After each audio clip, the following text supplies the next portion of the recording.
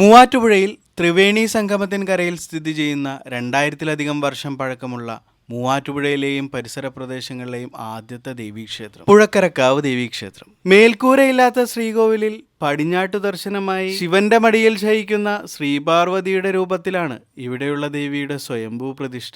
രാവിലെ ശ്രീ ഭുവനേശ്വരിയായും ഉച്ചയ്ക്ക് ദുർഗയായും വൈകുന്നേരം ശ്രീഭദ്രയായും ഇവിടെ ഭക്തർക്ക് ദേവി ദർശനം നൽകും. പണ്ടിവിടുത്തെ ദേവീ പ്രതിഷ്ഠയ്ക്കൊപ്പം ഒരു ശിവലിംഗവും ഉണ്ടായിരുന്നെന്നും കാലക്രമത്തിൽ ശിവലിംഗം മാഞ്ഞു പോവുകയും ദേവീ പ്രതിഷ്ഠയ്ക്ക് വലിപ്പം വച്ചു വരികയും ചെയ്യുന്നുവെന്നാണ് ഐതിഹ്യം പറയുന്നത്. അതുകൊണ്ട് തന്നെ ഇവിടെ പ്രതിഷ്ഠയില്ലെങ്കിലും ശിവഭഗവാനുള്ള രുദ്രാഭിഷേകവും ചെയ്തു വരുന്നു. നാലമ്പലത്തിൽ ശാസ്താവും ഗണപതിയും തിരുമുറ്റത്ത് സർപ്പവുമാണ് ഉപദേവതകളായുള്ളത്. ഉള്ളൊരുക്കി പ്രാർത്ഥിക്കുന്ന ഭക്തന്റെ ആഗ്രഹങ്ങൾ സാധിച്ചു നൽകുന്ന അഭിഷ്ടദായികയാണ് ശ്രീ പുഴക്കരക്കാവിലമ്മ. ഇത് ദേവിയുടെ സ്പെഷ്യൽ ചതുശതം പായസമാണ്. പ്രാർത്ഥിച്ച ആഗ്രഹങ്ങൾ സാധിച്ചു കിട്ടുന്ന ഭക്തരാണ് ചതുശതം പായസം വഴിപാട് കഴിക്കുക. ഇതങ്ങനെ ഏതോ ഒരു ഭക്തന്റെ ആഗ്രഹ സാഫല്യത്തിന്റെ ചതുശതമാണ്. ചതുശതം മാത്രമല്ല, ഈ വലിയ വിളക്കും ഈ ആനപ്പന്തലും എല്ലാം ഓരോ ഭക്തരുടെ ആഗ്രഹ സാഫല്യത്തിന് നേർസാക്ഷ്യങ്ങളാണ്.